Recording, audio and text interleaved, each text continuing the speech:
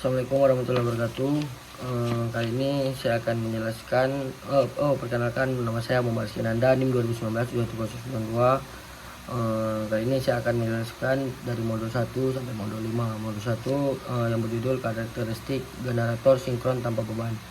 Dia memiliki tujuan yaitu memahami cara kerja dari generator sinkron dan memahami karakteristik generator tanpa beban.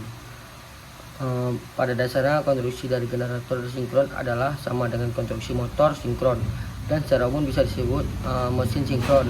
Ada dua struktur komparen pada mesin sinkron yang merupakan dasar kerja dari mesin tersebut, yaitu komparen yang mengalirkan penguatan DC pembangkit medan magnet biasa disebut dengan sistem eksitasi, dan sebuah komparen biasa disebut jangkar tanpa dibangkitkan GGL arus bolak-balik. Generator sinkron sering kita jumpai pada pusat-pusat pembangkit tenaga listrik dengan kapasitas yang relatif besar, misalnya pada PLTA, PLTU, PLTD, dan lain-lain. Selain generator kapasitas besar, kita juga bisa mengenal generator dengan kapasitas yang sangat relatif kecil, kayak generator yang digunakan untuk penerangan darurat, yang sering disebut generator set atau generator cadangan. Generator adalah sebuah alat yang mengubah energi kinetik atau magnetik menjadi energi listrik. Alat ini menghasilkan listrik dari energi gerak atau magnet, lalu menyalurkan ke peralatan listrik lainnya. Generator menghasilkan energi listrik lewat induksi dengan memutar komparen antara celah kutub magnet yang terhubung menggunakan konektor. Terus modul 2 judulnya karakteristik generator sinkron berbeban. Generator sinkron dengan definisi sinkronnya mempunyai makna bahwa frekuensi listrik yang dihasilkan sinkron dengan putaran mekanis generator tersebut. Dikatakan generator karena jumlah putaran rotor dan dengan jumlah medan magnet pada stator. Generator sinkron merupakan sebuah jenis mesin sinkron yang berkemampuan untuk mengubah energi mekanis untuk dikonveksi menjadi energi listrik. Energi mekanis pada proses ini terjadi pada adanya putaran rotor yang berputar yang sudah terkoppel dengan motor penggerak. Perlu diketahui bahwa generator sinkron ini tidak dapat menghasilkan putaran awal torsi awal. Oleh karena itu, generator sinkron ini membutuhkan penggerak mula atau prime mover untuk dapat mencapai hasil energi pada listrik pada generator bantuan generator. Generator berhubungan erat dengan hukum Faraday. Berikut dari hukum Faraday adalah apabila sepotong kawat penghantar listrik berada dalam medan magnet berubah-ubah, maka kawat tersebut akan terbentuk gaya gerak listrik. Generator biasanya mempunyai beban yang konstan, misalnya beban lampu, pompa, tetapi pada saat-saat tertentu, misalnya di workshop, generator mempunyai beban yang tidak konstan.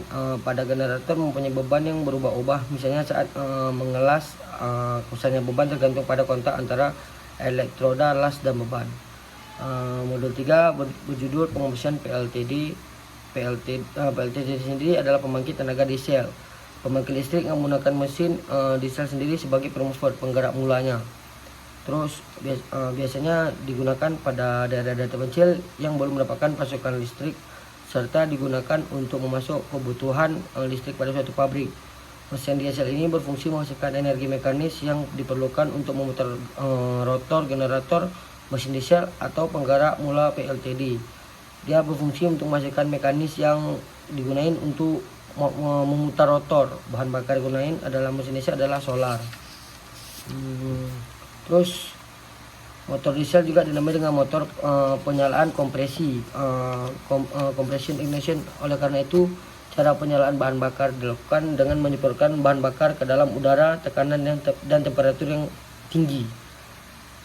Sebagai akibat dari proses dalam ruang bakar kepala silinder, motor diesel dikenal juga jenis motor bakar lainnya, yaitu motor bensin yang biasa dinamai motor penyalaan bunga api atau spark ignition engine, oleh karena cara penyalaan bahan bakarnya dengan pertolongan bunga api listrik.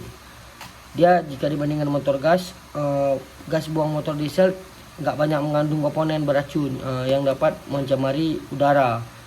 Selain itu, pada pemakaian bahan bakar motor diesel lebih rendah, kurang lebih 25% dari motor bensin. Sedangkan harganya pun lebih murah, sehingga penggunaan motor diesel umumnya lebih hemat daripada motor bensin sebagai penggerak mesin industri. Ditinjau dari sisi investasi, harga motor diesel umumnya lebih mahal dari motor bensin karena untuk kapasitas mesin yang sama motor diesel harus dibuat dengan konstruksi dan berat yang lebih besar. Penggunaannya biasa digunakan untuk memiliki motor listrik dengan jumlah beban kecil, terutama untuk daerah baru yang terpencil atau pedesaan atau pegunungan untuk memasok kebutuhan listrik pada suatu pabrik. Terus bagian-bagiannya ada tangki penyimpanan bahan bakar, bahan bakar, penyaring bahan bakar, tangki penyimpanan bahan bakar, sementara bahan bakar disaring, pengabut atau nozzle, mesin diesel, turbocharger, penyaring gas pembuangan, tempat pembuangan gas, bahan bakar yang disaring, generator, trafo dan saluran transmisi. Prinsip kerja pembangkit listrik tenaga diesel adalah bahan bakar yang ditangki untuk menyimpan bahan bakar dipompakan ke dalam penyimpanan sementara, namun sebelumnya dia disaring dahulu, terus disimpan di dalam tangki untuk disimpan sementara atau daily tank. Jika bahan bakar adalah bahan bakar minyak BBM, maka bahan bakar di daily tank dia mempompakan ke pengabut nozzle. Di sini bahan bakar dinaikkan temperaturnya hingga menjadi kabut. Sedangkan bahan bakar gas BBG maka dari daily tank dipompakan ke conversion skid atau pengatur tekanan gas untuk diatur tekanannya. Terus modul 4 judulnya pengoperasian PLTA. PLTH sendiri adalah pembangkit listrik tenaga air dan PLTMA adalah pembangkit tenaga mikrohidro. Dari kedua pembangkit tersebut untuk membedakan adalah PLTA itu digunakan untuk penggunaan daya yang cukup besar, sedangkan untuk PLTMH sesuai dengan namanya mikrohidro, pembangkit ini digunakan untuk skala lebih rendah dibandingkan PLTA. Pembangkit listrik tenaga air PLTA adalah suatu sistem pembangkit energi listrik dengan cara memanfaatkan aliran air yang sudah diubah menjadi energi listrik melalui putaran turbin dan generator. Sistem yang sangat mudah dan tidak penting adalah ramah terhadap lingkungan. Fungsi dari turbin adalah memutar rotor dari generator listrik sehingga putaran rotor itu menghasilkan energi listrik. Bagian utama pembangkit ini adalah sebuah generator dihubungkan ke turbin, lalu energi kinetik dan energi potensial dari air tersebut menggunakan turbin tersebut. Pembangkit listrik tenaga air PLTA bekerja dengan cara mengubah energi potensial dari dam atau air terjun menjadi energi mekanik dengan bantuan turbin air dan energi mekanik menjadi energi listrik dengan bantuan generator. Cara kerja PLTA pada sini untuk mengubah energi air menjadi energi listrik. Air menjadi sarana potensial yang bisa digunakan untuk menggerakkan turbin. Lalu air yang ada di bendungan akan turun ke dalam lubang untuk memutar turbin. Putaran turbin tersebut akan menghasilkan energi mekanik dikonveksi menjadi generator menjadi energi listrik. Setelah itu cara kerja PLTA itu akan diteruskan ke power supply listrik dan akan disambungkan oleh kabel. Pada umumnya kabel tersebut dibentangkan dan ditahan oleh sutet, lalu dibagi ke daerah atau diteruskan ke rumah penduduk. Selain itu, air sudah melewati turbin akan disalurkan agar bisa dimanfaatkan oleh warga sekitar sebagai sumber kehidupan. Terus bendungan, pada satu komponen PLTA paling utama adalah bendungan. Komponen ini berfungsi untuk menampung air dalam jumlah besar karena turbin membutuhkan pasukan air yang cukup stabil. Tidak hanya itu, bendungan juga berperan untuk mengendalikan banjir. Terus ada pipa. Pipa berfungsi untuk menyalurkan dan mengarahkan air ke cerobong turbin.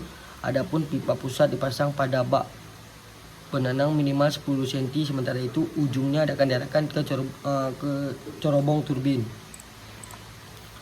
Terus fungsi turbin dia untuk mendorong atau memutar bolang-baling digantikan oleh air untuk memutar turbin. Langkah berikutnya, turbin akan mengkonveksi energi potensial yang disebabkan gaya jatuh air menjadi kinetik. Tanpa turbin, cara kerja PLTA akan efektif. Terus ada generator. Generator merupakan alat yang dihubungkan dengan turbin melalui gigi putar sehingga baling-baling turbin berputar. Generator juga akan ikut berputar. Terus ada jalur transmisi. Jalur transmisi berfungsi untuk mengalirkan arus listrik dari PLTA ke rumah-rumah atau industri. Sebelum dikonsumsi terlebih dahulu, tegangannya diturunkan dengan transformator step down. Terus pada model 5 dia judulnya pengoperasian PLTS. PLTS sendiri adalah pembangkit listrik yang mengubah energi surya menjadi energi. Pembangkit listrik ini merupakan suatu bentuk pemanfaatan energi matahari, energi surya menjadi salah satu sumber energi alternatif ramah lingkungan, energi keterbukaan. Terus PLTS juga sering disebut solar cell atau solar PLTS. Ya, dia memiliki 3 tipe berdasarkan sistemnya. Tipe pertama yaitu PLTS solar thermal. Pembangkit ini memanfaatkan energi panas matahari untuk menggerakkan heat engine, yaitu untuk sistem yang mengubah energi panas menjadi energi gerak kerja. Energi gerak yang digunakan untuk memutar generator sehingga menghasilkan listrik. Jenis PLTS yang kedua yaitu on grid. Jenis PLTS ini tidak menggunakan energi power penyimpanan arus listrik yang dihasilkan oleh modul surya. Namun jenis on grid hanya bisa berfungsi bila telah ada jaringan listrik seperti PLN. Terakhir ada PLTS off grid terpusat. PLTS ini merupakan sistem pembangkit listrik yang dia mengandalkan energi matahari untuk satu-satunya sumber energi listrik, yang disebut juga sistem independen.